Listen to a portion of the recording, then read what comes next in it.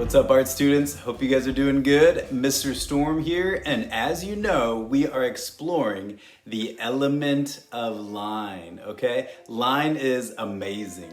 It does a ton of heavy lifting in the world of art, in life as well. Look around you. Most of what you see is constructed and built through line. Now, our next assignment that we're going to be looking at is one of my all-time favorites, working with line, and it is the pencil project, okay? This guy has been a trusty friend of yours throughout your childhood, your time at school. This is a classic yellow pencil. You're going to be learning a couple of interesting things about the classic yellow pencil, but this is also going to be a major character in our next assignment. So stay tuned for more details, and here's how we're going to begin this assignment. All right, let's go. All right, guys, so in your sketchbook, you're going to need a clean spread or a clean set of pages, a left and a right side. It's okay if there's a light stain, or it's okay if there's some smudges or marker staining is fine. But for the most part, a blank page on the left, blank page on the right. Should look like that. On the left-hand page, I want you to write at the top, the pencil project, which will look something like that. If you can, try to make it span across that whole page. Fill up that space as always. The pencil project.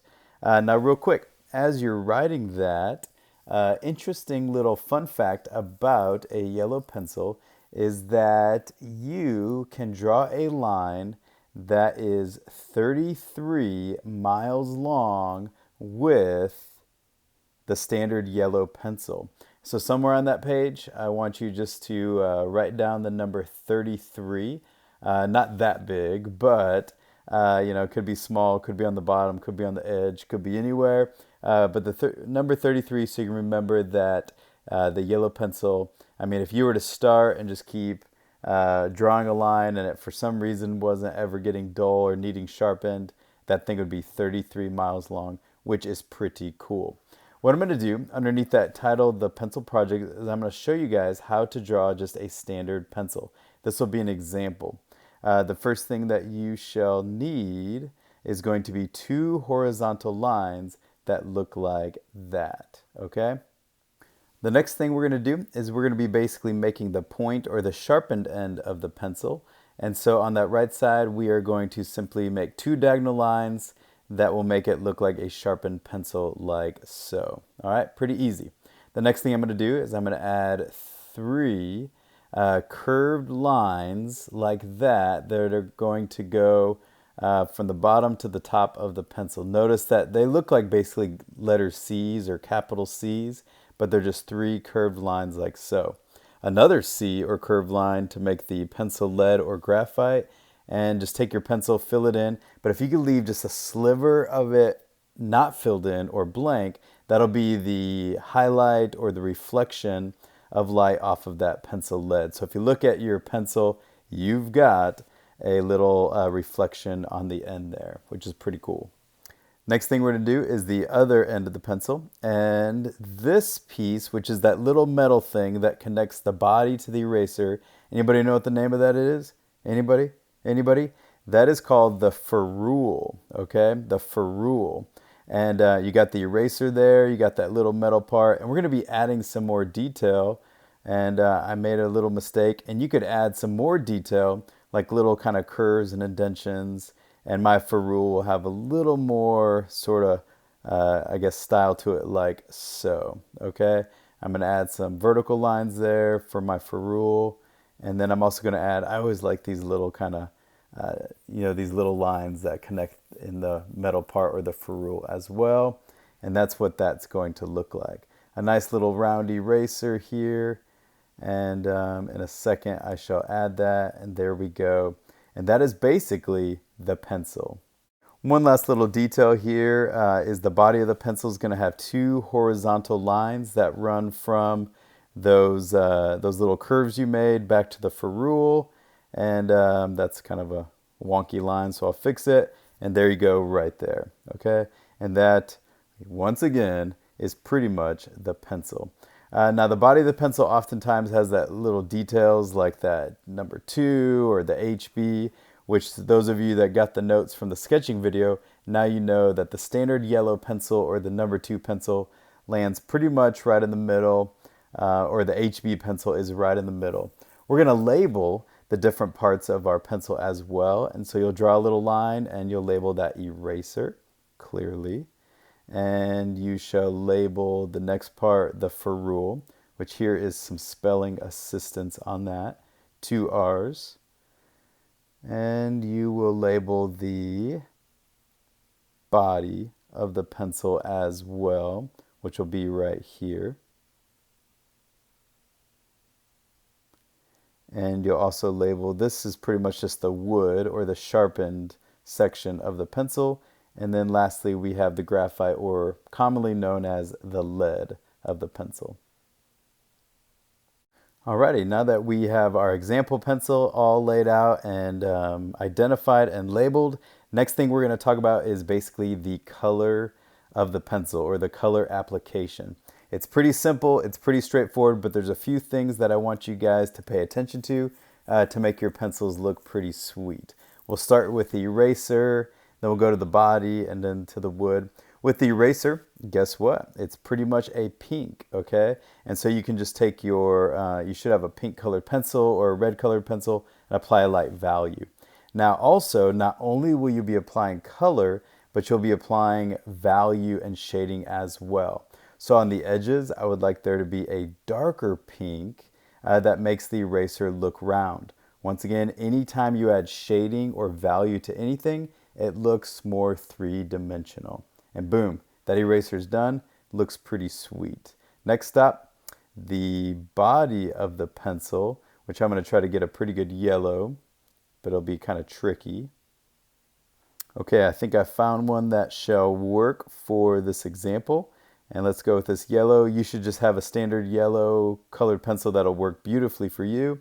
I'm just going to fill that in like so.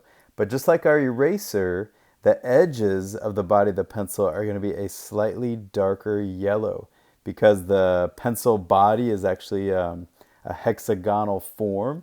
And so you can see 3 different sides at a time.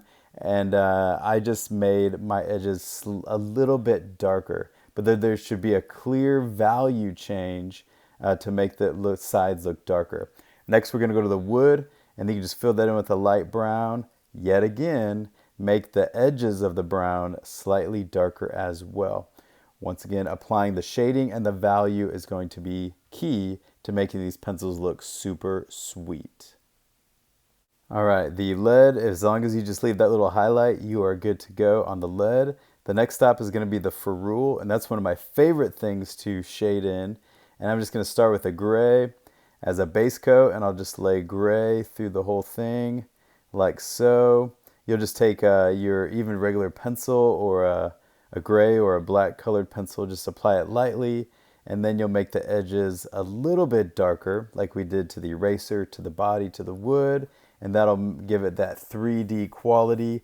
And one last little hint is as you're shading it, if you'll leave just a sliver of it white, and I'm doing it digitally so I can go back with white and make it, but if as you're shading it, just leave a little bit white, that'll make that ferrule have that kind of metallic reflective look, which looks pretty rad. All right, so be sure to get that little detail.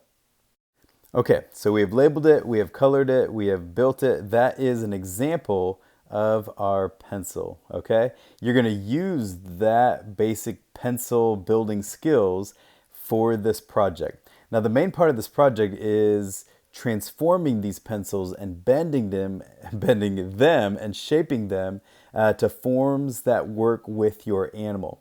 Now, before we talk about animal forms, we're gonna start with some basic practice working with some very simple geometric forms, just to get your feet wet in how to manipulate, how to change, how to transform these pencils. So on the bottom half of your sketchbook page, you're going to set up a circle, you're going to set up a square and rectangle, and you're going to set up a triangle as well. And I would make these fairly decent size, maybe about 3 inches, or take about 3 or 4 of your fingers.